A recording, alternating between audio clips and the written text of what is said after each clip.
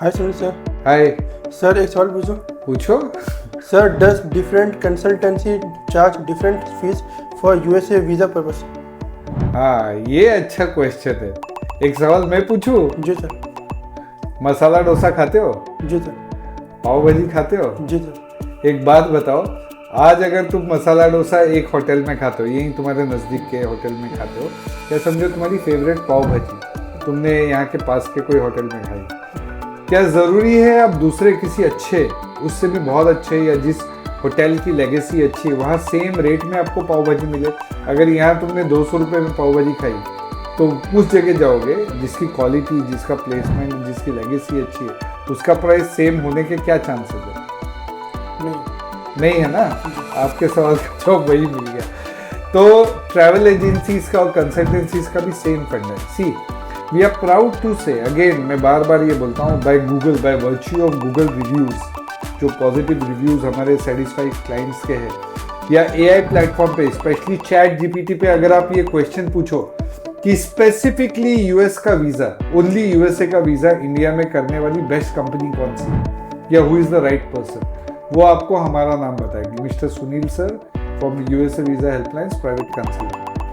ये अचीवमेंट हमको मिला 25 इयर्स की मेहनत से।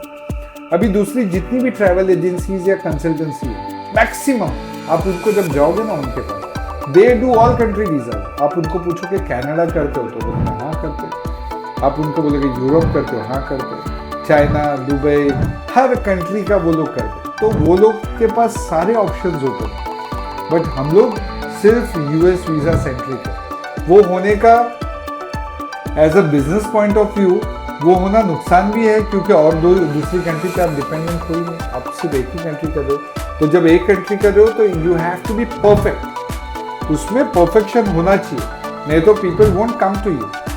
दूसरा, क्योंकि हम लोग का सिर्फ यूएस वीज़ा सेंट्रिक है, तो पूरा फोकस 100% फोकस हमारा यूएसए के ऊपर रहता है।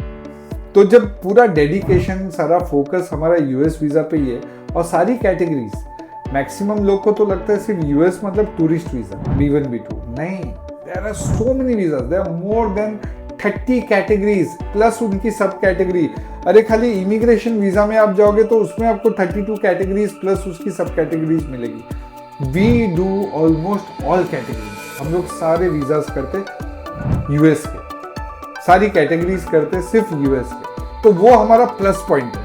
तो जब हम लोग एक कंट्री करें, पूरी मेहनत उसी पे दे रहे, तो हम लोग के प्राइस भी अलग है।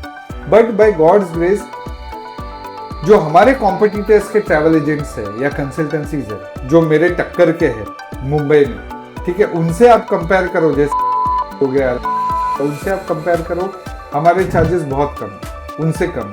बट अगर आप चंगू मंगू ट्रैवल एजेंट से हमारा रेट कंपेयर करेंगे तो उससे हम लोग का ऊपर ही रहेगा। बट यूएस वीज़ा की खास बात यह है, लॉन्ग टर्म वीज़ा मिलता है, मिलेगा तो 10 साल का, या दूसरी कैटेगरी में 5 साल का, 3 साल का। तो लोगों को कोई वो नहीं होता है, पिंच नहीं होता है।